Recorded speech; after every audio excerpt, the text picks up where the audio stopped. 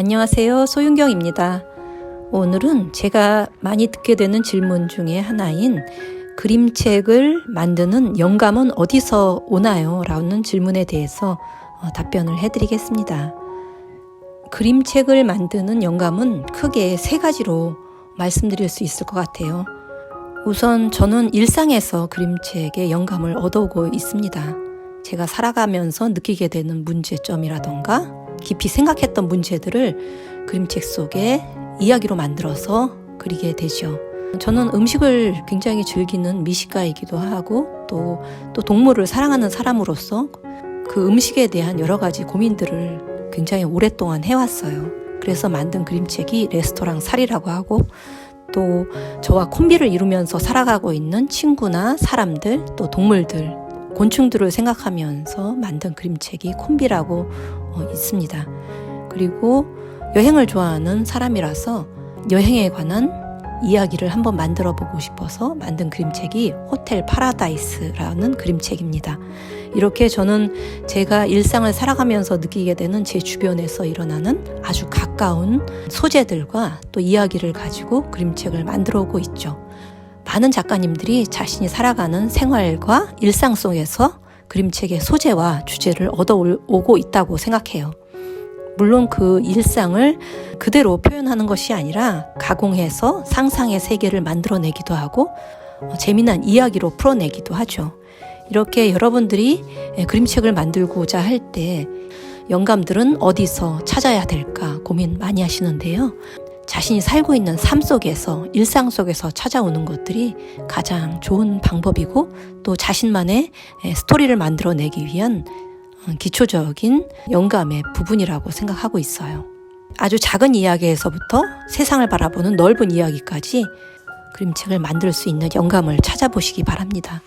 그림을 잘 그리기는 하는데 도대체 나는 이야기를 어떻게 만들어야 될지 모르겠다라고 고민하시는 분들이 상당히 많은 것 같아요.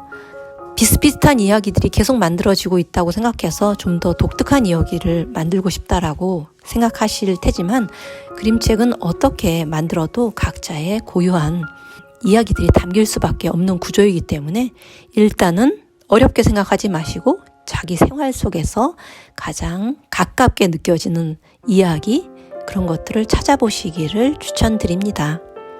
두 번째로는 이미 있는 이야기 속에서 이야기들을 새롭게 만들어내는 형식이에요.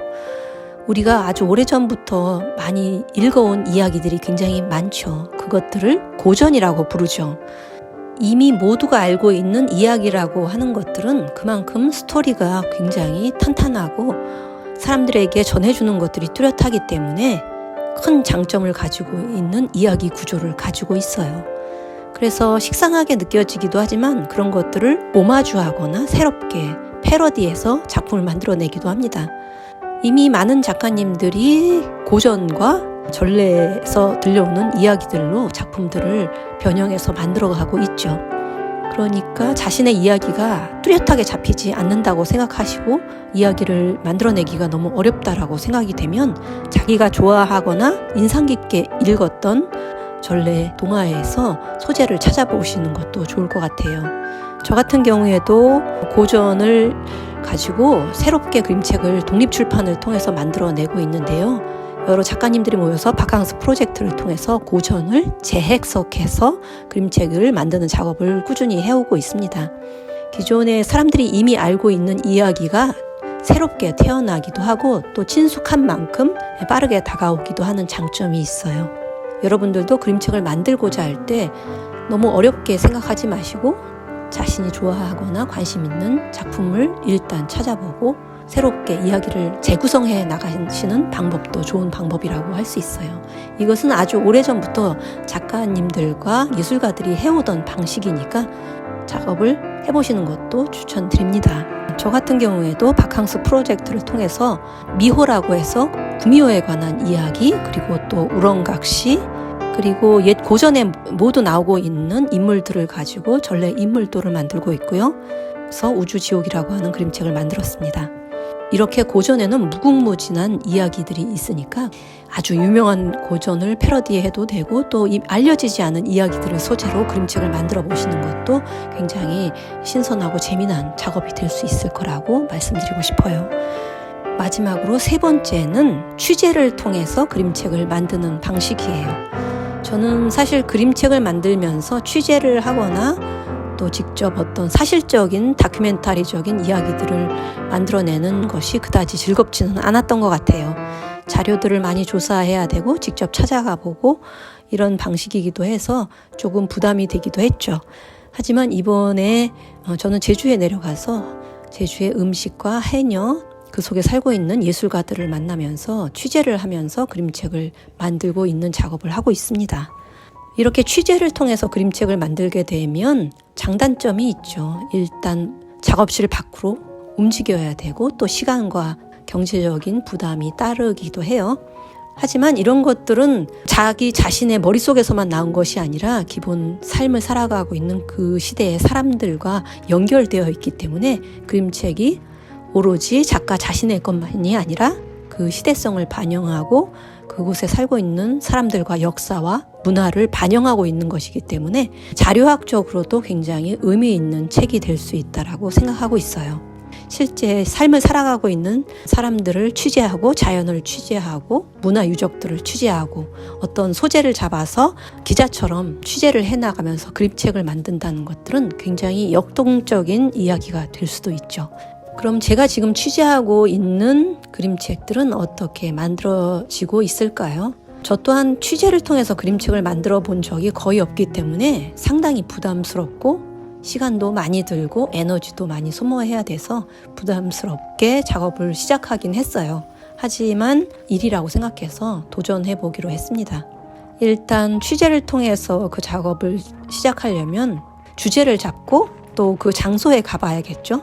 저 같은 경우에 해녀에 관한 그림책 또 음식에 관한 그림책을 하기 위해서는 제주도에 직접 내려가서 그곳에서 시간을 보내야 했습니다. 그렇게 일단 가서 그 장소에서 느끼게 되는 것들을 통해서 영감을 얻고 이야기 소재를 잡아보는 것들이 우선이겠죠. 그곳에서 시간을 보내고 그곳에서 느끼게 되는 것들을 찾아보는 것들을 첫 번째로 해봐야 되는 것이라고 생각해요.